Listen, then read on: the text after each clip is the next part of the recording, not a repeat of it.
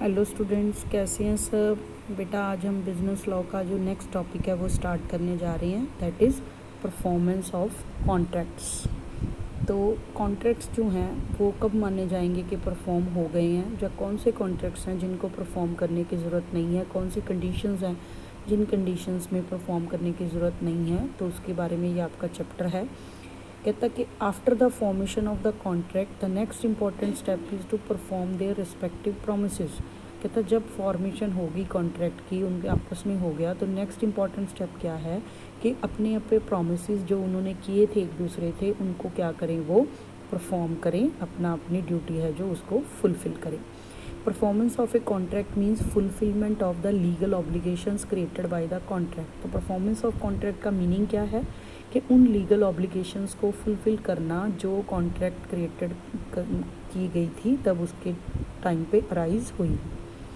For example A contract to sell his scooter to B. A ने contract किया कि मैं अपना स्कूटर बी को सेल करूँगा फॉर 30,000 रुपीज़। ए डिलीवर कर देता है स्कूटर बी को एंड बी है जो उसको मेक कर देता है payment. Then the contract is discharge by performance. इसको माना जाएगा कॉन्ट्रैक्ट पूरी तरह से परफॉर्म हो गया है और दोनों पार्टीज़ अपनी अपनी ड्यूटी से डिस्चार्ज जो हो गई हैं, मुक्त हो गई हैं।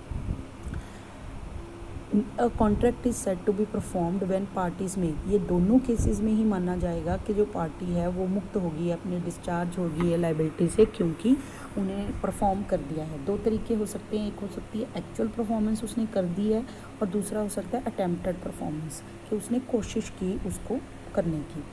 तो फर्स्ट है actual performance, when the promisor has done what the promise is to do, it is actual performance. जब प्रॉमिसर ने वो काम पूरा कर दिया, वो ड्यूटी कर दी जिसके लिए उसने प्रॉमिस किया था, तो माना जाएगा उसने एक्चुअल परफॉर्मेंस कर दी है। When the parties perform their respective promises the contract is said to have been actually performed. यहाँ पे उसने एग्जांपल दी है, Amit has entered into a contract with Sumit for selling his bike for 50,000। Amit Sumit को 50,000 में अपनी बाइक सेल करेगा। परफॉर्मेंस दोनों पार्टीज़ में शेड्यूलर डेट 30 अप्रैल को की जाती है।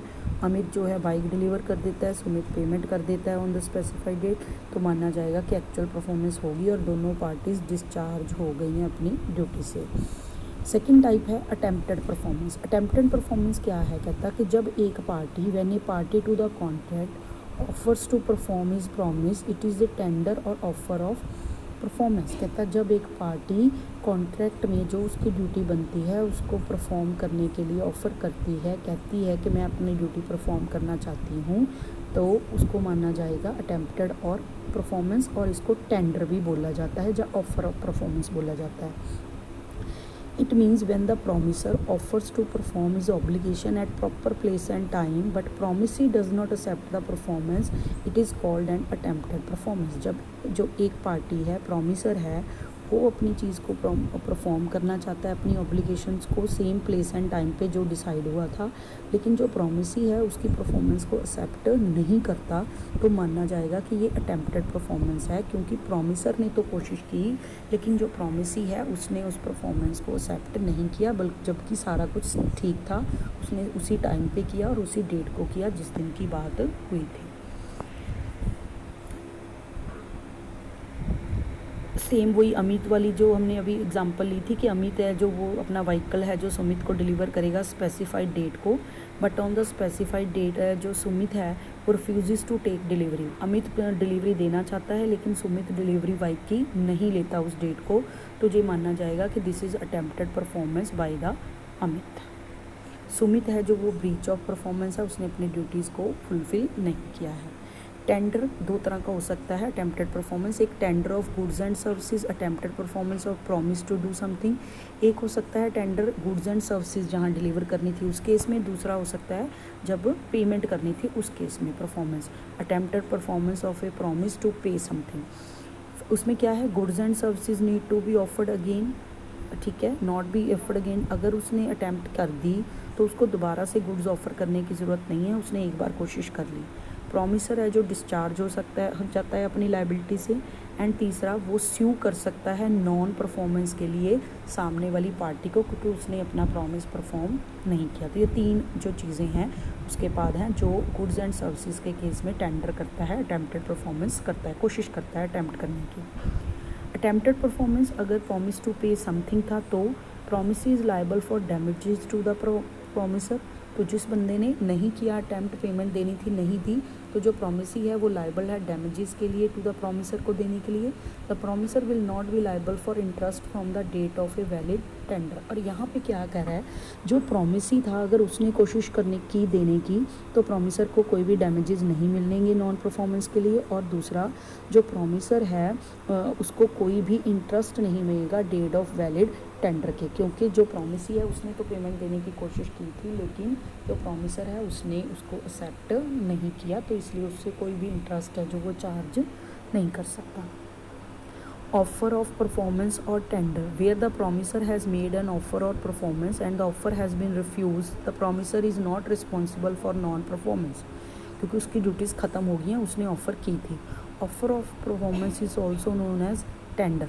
The motive of the party tendering to perform is to perform it. जब वो टेंडर कर रहा है, ऑफ़र कर रहा है, तो माना जाएगा भी वो परफॉर्म भी करेगा ही, इसीलिए ऑफ़र कर रहा है। If the offer produces goods of the correct quality and quantity, the rejection of his offer discharges in from further liability. तो कहता है जब भी वो टेंडर करेगा, ऑफ़र करेगा, वो टेंडर तभी माना जाएगा जब उसने उतनी क्वालिटी, जिस क्वालिटी की चीज़ कही गई थी, जितनी क्वांटिटी में कही गई थी, जिस डेट को कही गई थी, जिस टाइम को की गई थी, उसी टाइम पे करता है, और सामने वाली पार्टी उसको रिजेक्ट कर देती है, रिफ्यूज़ कर देती है, तो उसको माना जाएगा कि उसने अपनी डिस्चार्ज कर दी है liability. If a debt tenders money due under a debt, the effect of such tender is to stop the running of interest on the amount payable, but the debt is not discharge. कहता अगर यही case है कि एक बंदा जो है date उसने देना था तो वो देना चाहता है, लेकिन सामने वाली पार्टी नहीं ले रही है, रिफ्यूज़ कर रही है उसको लेने को, तो अगर तो उस केस में जो उसका इंटरेस्ट है वो चार्ज होना बंद हो जाएगा, क्योंकि वो पेमेंट दे रहा था वापस डेट, लेकिन सामने वाली पार्टी ने उसको लेने से रिफ्यूज़ कर दिया, तो उसको अब वो जो सामने वाली पार्टी है वो इंटरेस्ट चार्ज नहीं कर सकती उस पर्टिकुलर डेट से। उसके बाद है बेटा क्या क्या असेंशियल्स हो सकती हैं। एक वैलिड टेंडर किसको माना जाएगा, उसमें क्या असेंशियल्स होनी चाहिए, तभी माना जाएगा कि वो एक टेंडर है जो वैलिड टेंडर है और बंदा डिस्चार्ज हो गया है अपनी जिम्मेवारियों से। It must B unconditional. आपने जब परफॉर्म करना है, ऑफ़र टू परफॉर्म करना है, अटेम्प्टेड परफॉर्मेंस देनी है, तो आप कोई भी कंडीशन उसमें अपनी तरफ से ऐड या नहीं करोगे, तो तभी उसको माना जाएगा कि ये क्या है, टेंडर था या अटेम्प्टेड परफॉर्मेंस थी। दूसरी, it must be met at a proper time and place. जो टाइम एंड प्लेस डिसाइड किया गया था उस टाइम एंड प्लेस पे ही होना चाहिए। अगर टाइम एंड प्लेस डिसाइड नहीं था तो रीज़नेबल जो टाइम पीरियड बनता है उस चीज़ से रिलेटेड, उसके अकॉर्डिंग ही आप डिलीवर करोगे या ऑफ़र करोगे उस टाइम पीरियड में। A person to whom the tender is made must be given a reasonable opportunity of inspection of goods और आर्टिकल्स। जो पर्सन जो परफॉर्म करना, पर्सन जो whom the tender is made, जिसको आप प्रॉमिसी को परफॉर्म करने के लिए बोल रहे हो कि मैं परफॉर्म कर रहा हूँ, तो प्रॉमिसी को आपको पूरा टाइम देना है कि वो रीज़नेबल अपॉर्चुनिटी देनी है कि वो गुड्स एंड आर्टिकल को इंस्पेक्ट कर सके, चेक कर सके, तो फिर ही माना जाएगा कि आपने प्रॉपर टेंडर या ऑफ़र की है। Next, the tender must be whole and not of the part. जो टेंडर आपने की गई है वो फुल, जितनी आपका डिसाइड हुआ था उन फुल अमाउंट चीज़ के लिए होनी चाहिए, आप पार्ट में उसको डिलीवर नहीं कर सकते।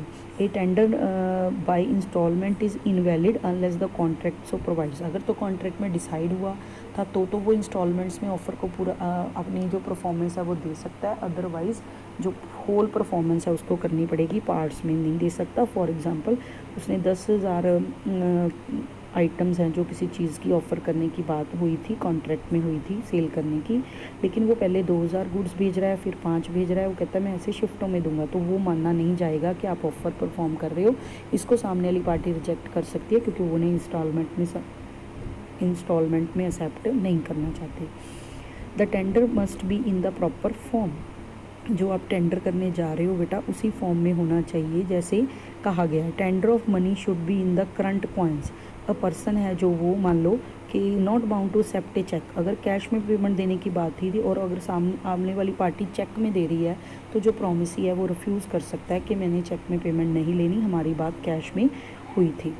The tender must be made to the proper person. जो पर्टिकुलर पर्सन है उसी को वो ऑफ़र है जो वो की जानी चाहिए, टेंडर है जो की जानी चाहिए। Tender made to a stranger would be invalid, it should be made to the promisee और हिज डूली ऑथराइज एजेंट। तो जो टेंडर की जानी चाहिए वो किसी स्ट्रेंज बंदे को नहीं हो सकती, दैट इज़ इनवैलिड है, स्ट्रेंजर को नहीं कर सकते। ये है उसी प्रोमिसी को डूली ऑथराइज एजेंट को की जानी चाहिए। Tender for the delivery of goods must be for the quantity and quality as stipulated in the contract. तो टेंडर जो है जितनी क्वांटिटी एंड क्वालिटी की बात की गई थी, जिस क्वालिटी का माल और जिस क्वांटिटी में बात हुई थी उसी क्वांटिटी और क्वालिटी में वो ऑफ़र एक्सेप्ट करेगा। अगर आप उससे कम ज़्यादा की बात करोगे तो वो सामने वाली पार्टी जो है बाउंड नहीं है उसको टेंडर मानने के लिए या अटेम्प्टेड परफॉर्मेंस के लिए।